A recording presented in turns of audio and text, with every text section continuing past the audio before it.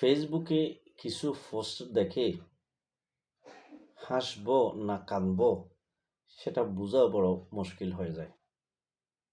আসসালামু আলাইকুম রহমতুল্লাহ। প্রিয় ফেসবুক বন্ধুরা, যে যেখান থেকে আমাকে দেখছেন বা শুনছেন, সবাইকে প্রীতি এবং শুভেচ্ছা জানিয়ে শুরু করছি আমার আজকের ভিডিও। আশা করছি সবাই ভালো আছেন, সুস্থ আছেন। সবসময় কামনা করে আজকেও করতেছি। ফেসবুকে ইদানিং একটি গ্রুপ পুরোপুরি দখলে নিয়েছে। যারা অনেকে মন্তব্য করতেছে এটাই, যারা পলাতক তাদের দখলে এখন ফেসবুক। তাদের কর্মকাণ্ড কি?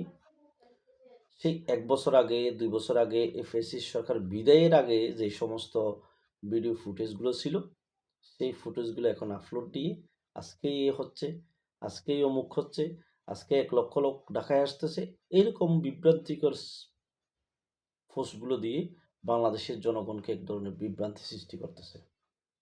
আপনারা হয়তো সেটা অবগত আছেন। আমি একটা জিনিস বুঝি না, কি লাভ হবে?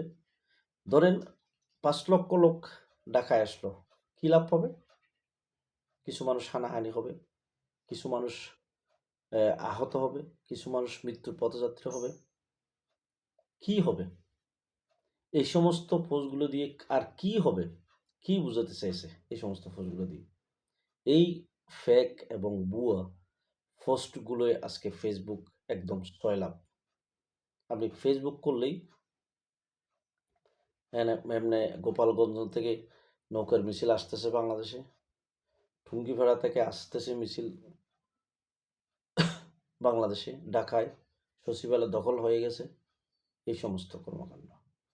আর এগুলো তো আমরা বুঝি, কিছু আম জনতা এগুলিকে পুঁজি করে একটু নিরাশ হয়, আবার হতাশ হয়। কেননা তাদেরও একটা ক্ষোভ, আমি বিএনপি করি, অমুকে জাতীয় পার্টি করে, অমুকে জামাত করে, অমুকে আওয়ামী লীগ করে। ওই এই সমস্ত পোস্টগুলো নিয়ে ওই আওয়ামী লীগের কিছু অজ্ঞ লোক আছে, মানে যারা ওই পোস্ট এটা কবেকার কি এ সমস্ত কলকাঠি এগুলো বুঝে না, তারা আনন্দ পায়।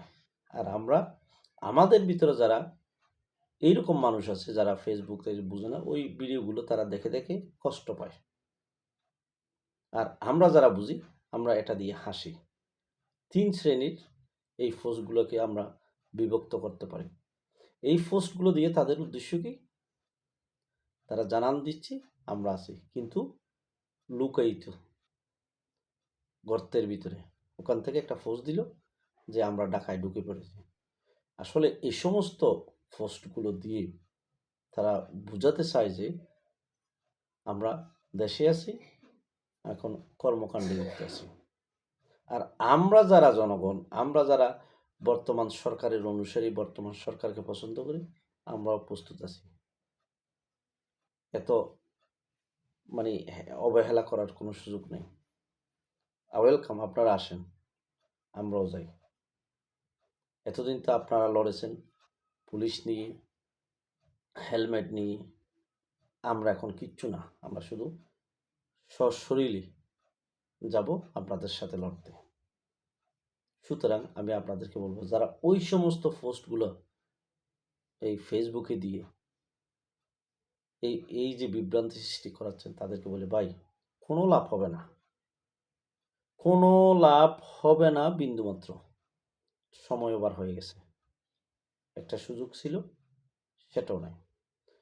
আরেকটা বিষয় না বললেও নয়, আমরা যারা মুসলিম, যে যেই দল করুক না কেন, ইসকন কিভাবে আমরা হই, ইসকনের সমর্থনে কিভাবে আমরা ভিডিও মোবাইলে পোস্ট দিই, আমাদের বিবেকটা কোথায় গেল? আমরা নিচু নামতে নামতে এত নিচু নেমে গেছি। হায় রে খোদা, আমরা কি মুসলিম! আজকে এই সমস্ত মুসলমানদের কারণে আজকে আমরা অধঃপতনে। আমরা মুসলমান আজকে পথে পথে মার খাচ্ছি। একজন হিন্দু নেতা ইসকন, একটি হিন্দু সংগঠন ইসকন, এটার জন্য আমরা মাথা ব্যথা হচ্ছে, আমরা এটার জন্য চিল্লাপাল্লা করতেছি, এটাকে নিয়ে আমরা হাইলাইট করতেছি, এটা আমরা মানে ওটার পক্ষে নিয়ে আমরা ভিডিও ছাড়তেছি। আসলে কি ভাই জানেন, আমাদের একদিন মরতেই হবে। সেটার জবাবদিহি করতে হবে। হয়তো এই দিনে না দিলেও পরের দিনে করতে হবে। আল্লাহ যেন আমাদের সবাইকে বুঝার তৌফিক দান করুক। আসসালামু আলাইকুম ওয়া রাহমাতুল্লাহি ওয়া বারাকাতুহু।